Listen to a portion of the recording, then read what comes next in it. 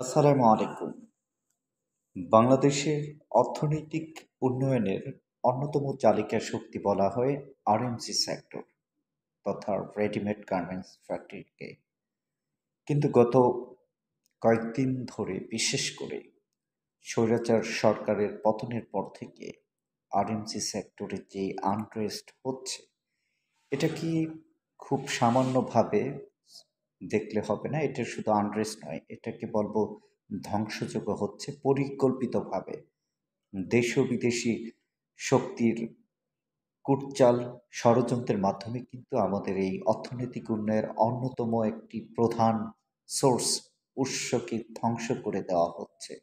এই বিষয়টা নিয়ে কিন্তু সেইভাবে আলোচনা নেই, টকশো নেই, মিডিয়া কাভারেজ কিন্তু ওইভাবে নেই। কারণ এখন সবাই তত্ত্বাবধায়ক সরকার এবং পরবর্তীতে এই বাংলাদেশে কারা সরকার গঠন করবে, ইভেন যেই ছাত্ররা যারা 5 আগস্ট নতুন যেই স্বাধীনতা বিজয় এনেছে গণ অভ্যুত্থানের মাধ্যমে, তারাও কিন্তু এখন ব্যস্ত ভবিষ্যতে এমপি মন্ত্রী হওয়ার জন্য।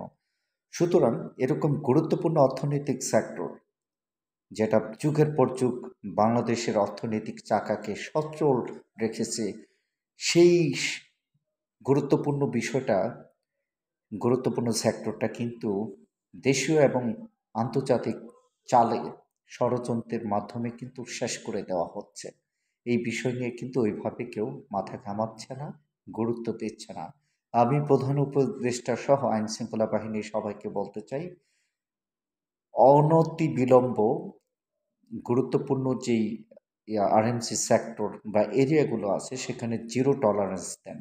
কোনো ধরনের সহিংসতা, কোনো ধরনের আন্দোলন সেখানে যেন হতে না পারে, এরকম একটি রেড নোটিশ সেখানে জারি করতে হবে। অন্যথায় কিন্তু আপনারা ব্যর্থ হবেন। আপনাদেরকে ব্যর্থ করার জন্য পতিত শক্তি স্বৈরাচার তারা কিন্তু এইগুলোকে কাজে লাগাচ্ছে। আশা করি আপনারা এই বিষয়ে অনতিবিলম্ব খুব গুরুত্বপূর্ণ এবং খুবই কঠোর হস্তক্ষেপ নেবেন, যাতে এই আনরেস্ট কিংবা ধ্বংসযজ্ঞ বন্ধ হয়। ধন্যবাদ।